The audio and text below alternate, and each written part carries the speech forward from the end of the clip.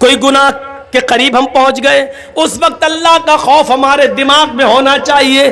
دنیا کی کوئی طاقت ہمیں دیکھ رہی ہو یا نہ دیکھ رہی ہو، لیکن اللہ تو ہمیں دیکھ رہا ہے۔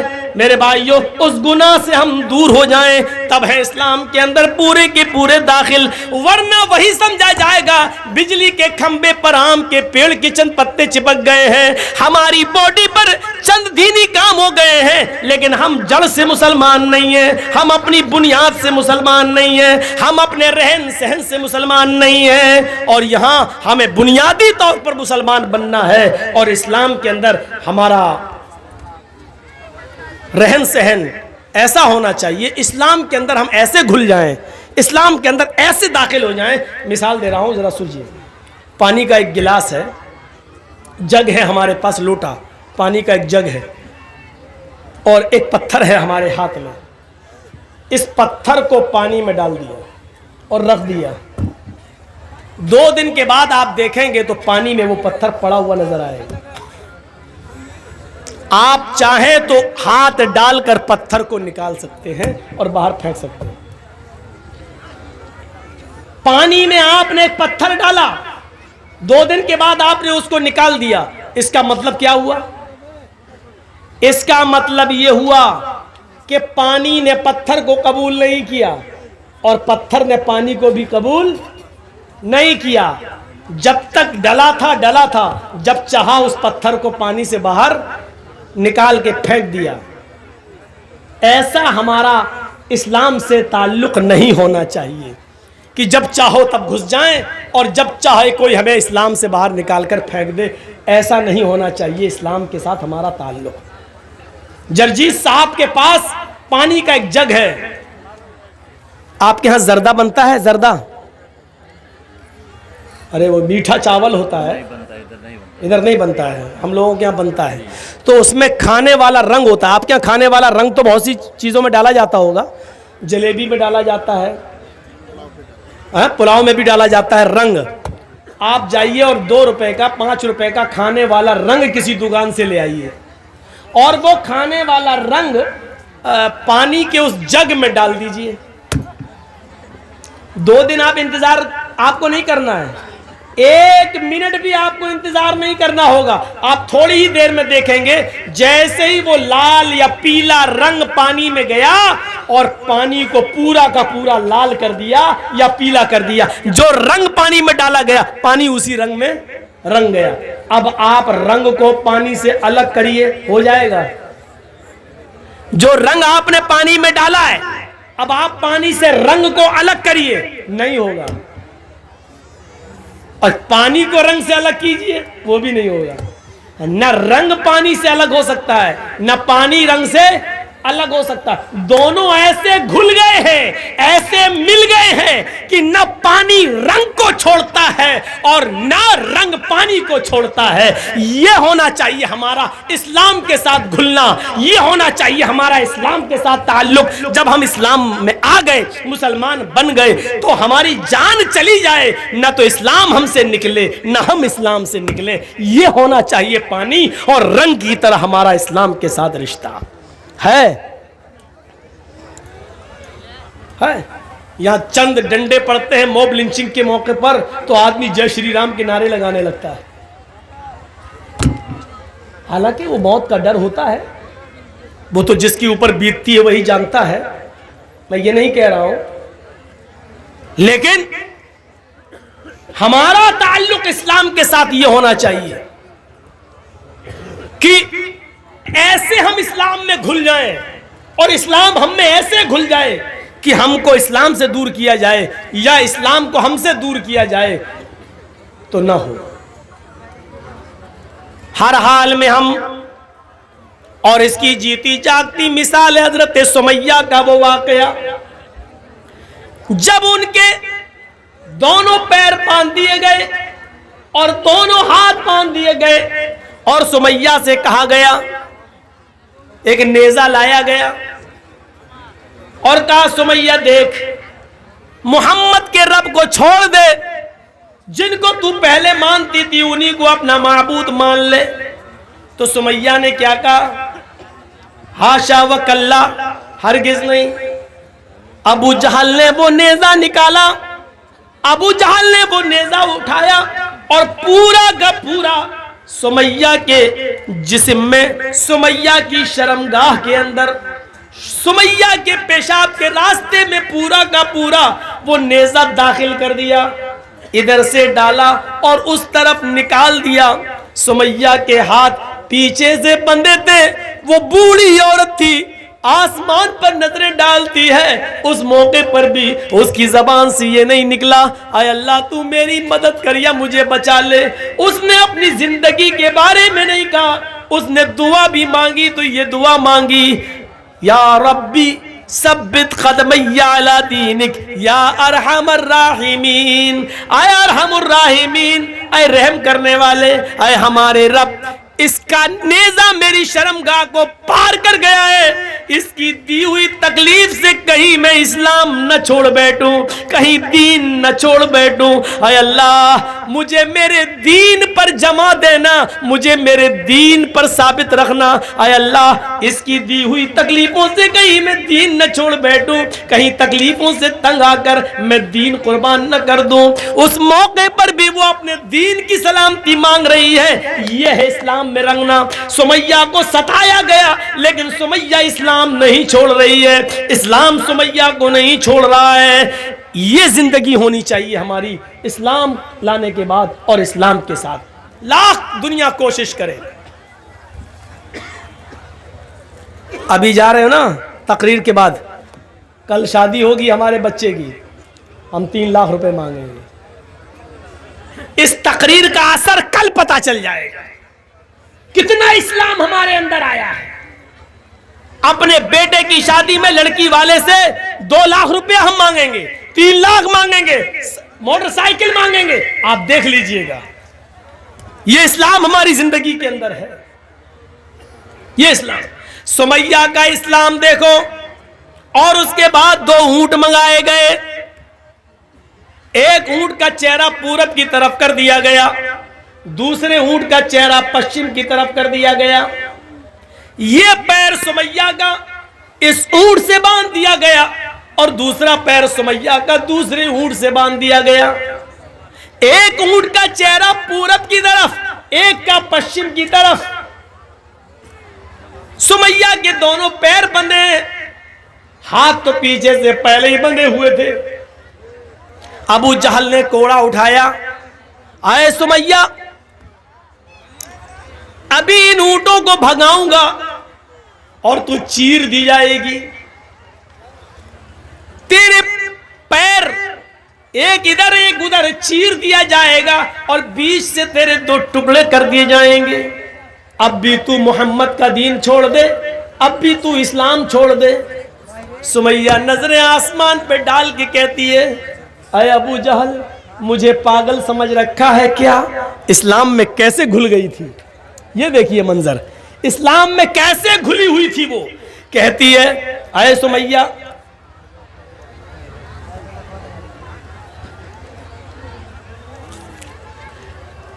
سمیہ کا حال دیکھیے آپ، کیسے گھلی ہوئی تھی وہ اسلام کے اندر، کیسے، کتنی اسلام کے اندر، اسلام اس کے گھر، اس کے دل میں گھر کر گیا تھا۔ سمیہ کیا کہتی ہے اے ابو جہل وہ دیکھ۔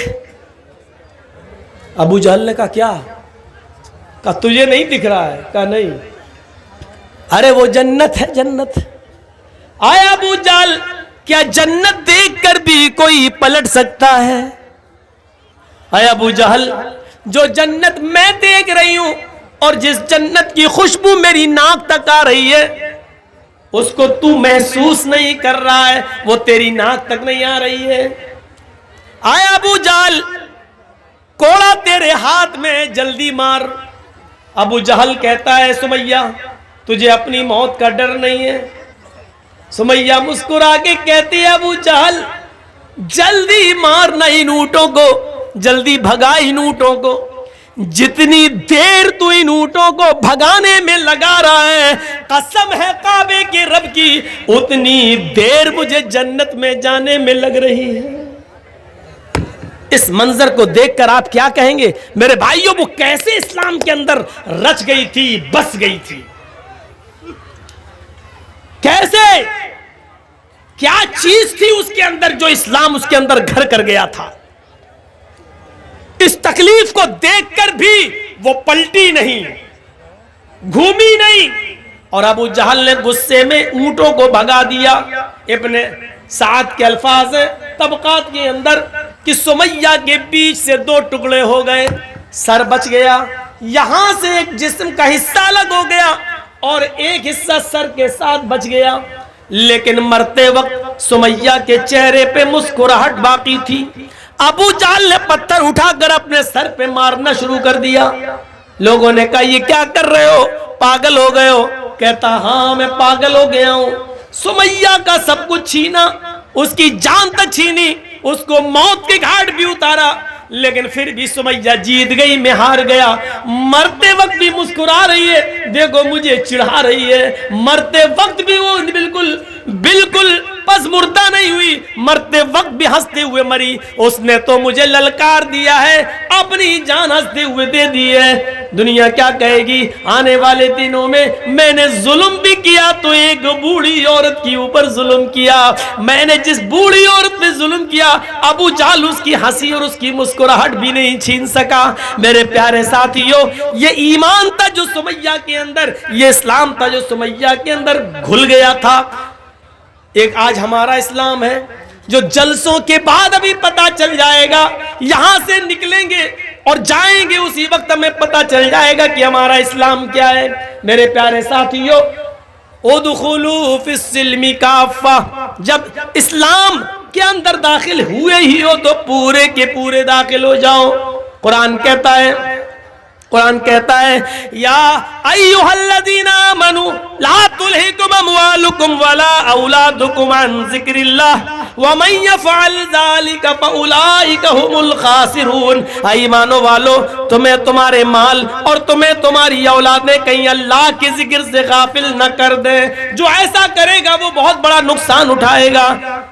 وَأَنفِقُوا مِمَّا رَزَقْنَاكُم مِّن قَبْلِ أَن يَأْتِيَ أَحَدَكُمُ الْمَوْتُ فَيَقُولَ رَبِّ لَوْلَا أَخَّرْتَنِي إِلَىٰ أَجَلٍ قَرِيبٍ فَأَصَّدَّقَ وَأَكُن مِّنَ الصَّالِحِينَ۔ موت کے وقت آدمی کی جو تمنا ہوتی ہے، موت کے وقت آدمی کی جو خواہش ہوتی ہے، وہ قرآن پیش کر رہا ہے۔ کیا کہے گا؟ اللہ کہتا ہے اس موت کے آنے سے پہلے اللہ کے راہ میں خرچ کر دو۔ وَأَنفِقُوا مِمَّا رَزَقْنَاكُمْ، اللہ نے، ہم نے تمہیں جو رزق دیا ہے اس میں سے خرچ کرو اس موت کے آنے سے پہلے۔ أَن يَأْتِيَ أَحَدَكُمُ الْمَوْتُ، اس موت کے آنے سے پہلے کہ جب تم میں سے کسی کو آئے، فیقول، اور اس وقت جب فرشتے کو وہ اپنی آنکھوں سے دیکھ لے کہ یہ میری روح قبض کرنے آیا تو چیخ پڑے فَأَصَّدَّقَ وَأَكُن مِّنَ الصَّالِحِينَ، مجھے تھوڑی سی مہلت اور مل جاتی، میں صدقہ اور خیرات کر لیتا۔ لولا اخرتنی الی اجل قریب، مجھے تھوڑی سی مہلت مل جائے، 1 گھنٹے کا ٹائم دے دے اے ملک الموت، 1 گھنٹے کا ٹائم دے دے، میں ICICI بینک تک جاؤں گا، میں اسٹیٹ بینک تک جاؤں گا، میرے پاس 1 کروڑ روپیہ رکھا ہے، 50 لاکھ اپنی اولاد کو دیتا ہوں، 50 لاکھ اللہ کی راہ میں خرچ کر دیتا ہوں، مجھے 1 دن کی مہلت دے دے، زمین کے فلاں فلاں کونے میں ہمارا مال گڑا ہے، اس کو نکال کر ہم راہ خدا میں ہم خرچ کر دیتے ہیں، تھوڑی سی مہلت دے دے۔ فَأَصَّدَّقَ، صدقہ کرنے کا ٹائم دے دے، خیرات کرنے کا ٹائم دے دے، مدرسوں میں زکوٰۃ دینے کا ٹائم دے دے، 1 دن کی مہلت دے دے، 2 دن کی مہلت دے دے، تاکہ میں صدقہ و خیرات کر لوں، مرتے وقت آخری وقت میں نیک لوگوں میں ہو جاؤں۔ آواز آئے گی نہیں، ہرگز مہلت نہیں دی جائے گی۔ وَلَن يُؤَخِّرَ اللَّهُ نَفْسًا إِذَا جَاءَ أَجَلُهَا، جب کسی کی موت کا وقت آ جاتا ہے، جب کسی کا فکس ٹائم آ جاتا ہے تو اب اس کو مہلت نہیں دی جاتی ہے، ہرگز نہیں۔ اللہ لالچی نہیں ہے، اب 50 لاکھ کے لیے، 1 کروڑ کے لیے تجھے 1 دن کی مہلت دے دے گا، نہیں، اب تیری موت کا وقت آ چکا ہے، اب تجھے مہلت نہیں دی جائے گی، بالکل نہیں۔ میرے پیارے ساتھیوں، مہلت مل چکی ہے اور ابھی مل رہی ہے، کوئی بھروسہ نہیں ہے موت کا، اس سے پہلے خرچ کر لو، صدقہ دے دو، خیرات کر لو، جو چیز تمہیں کرنا کر لو، ابھی جو تم دے دو گے وہی تمہارا ہے، جو خرچ کر لیا وہی آپ کا ہے، جو آپ کے پاس ہے وہ آپ کا نہیں ہے، جو آپ کے پاس ہے وہ آپ کا نہیں ہے، جو خرچ کر چکے ہو اللہ کی راہ میں وہ آپ کا ہے، کیونکہ وہ ایک جگہ جمع ہو چکا ہے۔ فرمایا جناب محمد رسول اللہ صلی اللہ علیہ وسلم نے بادروا بالاعمال سبعا هل تنتظرون الا فقرا منسیا او غنا مدغیا او مرضا مفسدا او حرما مفندا او موتا مجہزا، 7 چیزوں کے آنے سے پہلے نیک اعمال میں جلدی کرو، 7 چیزوں کے ظاہر ہونے سے پہلے نیک اعمال میں جلدی کرو۔ اگر تم غریب ہو تو امیر بننے سے پہلے نیک اعمال کرو۔ هل تنتظرون الا فقرا منسیا، کیا تم اگر تم امیر ہو، اگر تم دولت مند ہو تو ایسی فقیری کا انتظار مت کرو جو تمہیں الا فقرا منسیا، هل تنتظرون الا فقرا منسیا، کیا تم ایسی فقیری کا انتظار کر رہے ہو جو تمہیں سب کچھ بھلا دے؟ پیسہ ہے، دولت ہے، ابھی آپ سردیوں میں گرم کپڑے لے سکتے ہو، گیزر لا سکتے ہو، گرم پانی سے نہا سکتے ہو، گرم کپڑے لا کر فجر میں جا سکتے ہو، ابھی پیسہ ہے تمہارے پاس، کیا تم غریبی کا انتظار کر رہے ہو؟ جب سب چھن جائے گا تب جاؤ گے نیک عمل کرنے، جب کچھ نہیں رہے گا تب جاؤ گے؟ تو غریب ہونے سے پہلے نیک اعمال کر لو۔ او غنن مدغیا، اگر فقیر ہو تو ٹائم ہی ٹائم ہے تمہارے پاس، وقت ہی وقت ہے، نیک اعمال کر لو۔ کیا امیر ہو جاؤ گے تب نیک اعمال کرو گے؟ ایسے امیر جو تمہیں سرکش بنا دے۔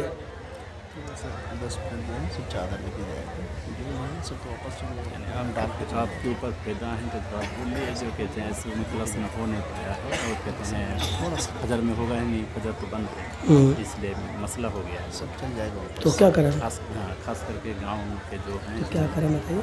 ایسے بولے جو پیدا ہیں لیجیے، کہتے ہیں بیچتے ہیں زیادہ، اور یہاں کچھ لوگ ہیں ان کو بولتے ہیں خاص کر کے آپ سننے کے لیے۔